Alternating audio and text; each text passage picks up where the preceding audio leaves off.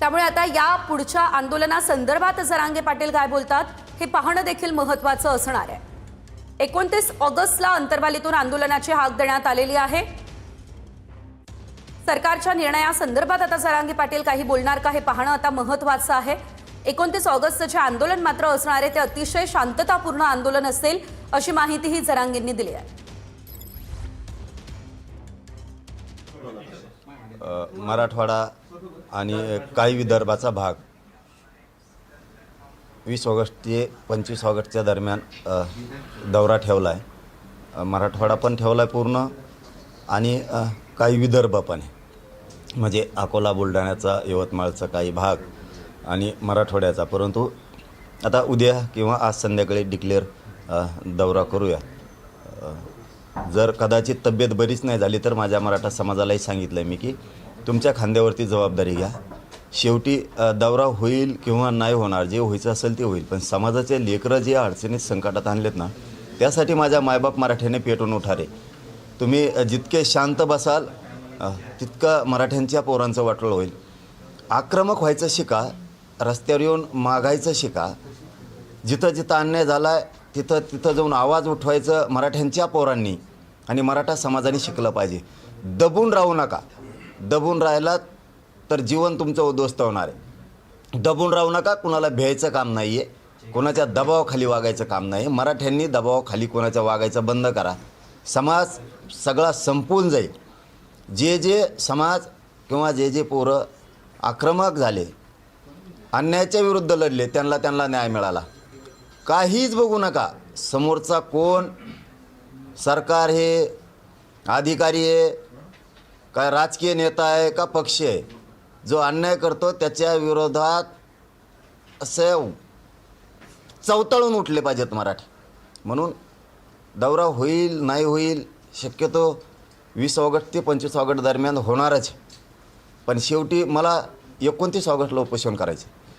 त्यामुळं माझ्याकडेही समाजानं लक्ष ठेवा की मलाही तब्येतीची थोडी काळजी घ्यावं लागणार आहे, आराम करावा लागणार आहे, कारण 29 ऑगस्टच्या नंतर पुन्हा जीवघेणा प्रवास सुरू होणार आहे उपोषणातून।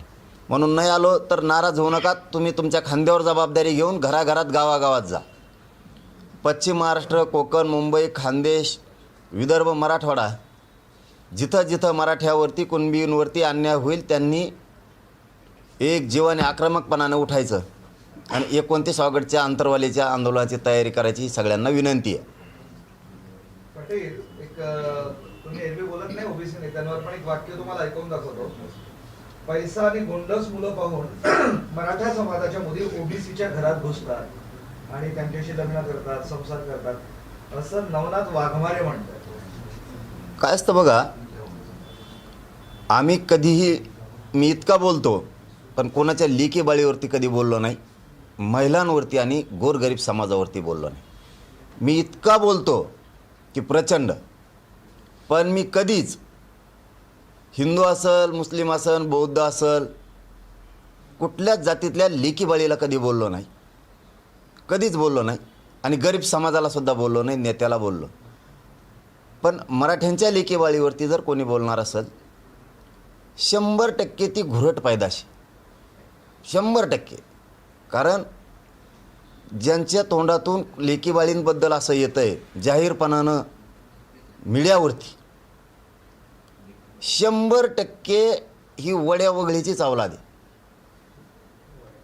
खूप खूप जणांनी ही केलेली, आणि ते अंदाजे तसं दिसतंय, पण प्रत्येक माणूस बोलायला लागला की ते हातात हात देण्याऐवजी अगोदर ढुंगण पुढं करतो, म्हणजे ते दिसतं बी काहींच्या मनगटात दम असतो, याच्या ढुंगात दम आहे, त्याच्यामुळे ते दिसतंय पण तसं। म्हणजे आता कसं आला असं ते समजून घ्या। ही प्रकार करणाऱ्या अवलादी, समाजात दुही निर्माण करणाऱ्या अवलादी आणि समर्थन करणाऱ्याच्या त्याच्यापेक्षा बेकार फायदाशी, त्याच्यापेक्षा पण आम्ही नाही कोणाच्या लेकीबद्दल बोललो। आम्ही म्हणलो का दाखवायच्या का दुसऱ्या बाजू बी, मग दाखवायची का, दाखवायची का दुसरी बाजू। तुम्ही जर आमच्या गरीब मराठ्यांच्या, श्रीमंत मराठ्याच्या लेकीबाळींबद्दल असं बोलत असलात, तुमचं दाखवायचं का? लय वासुदेव होईल बरं. मग इतक्या नीच थराला जर तुम्ही गेलात ना, मराठ्यांचे पोट्टे गाबडे सुद्धा सोपे नाहीत. मग हो, तुम्ही आता लय वाईट थराला गेलात. आम्हाला त्याच्यापेक्षाही वाईट